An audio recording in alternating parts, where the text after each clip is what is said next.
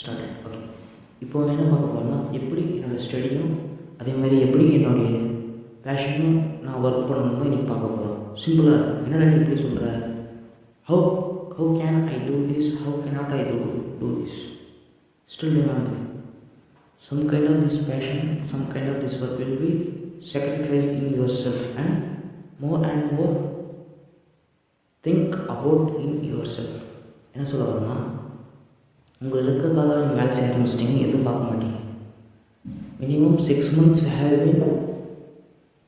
been 6 months in be invest on yourself.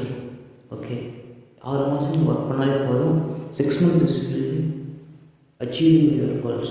Okay, சரி, எப்படி நான் என்னுடைய கோல் நான் அச்சீவ் பண்ணுறது சிம்பிளாக சொல்கிறேன். ஃபஸ்ட்டு மந்த் ஸ்டார்ட் பண்ணுவீங்க.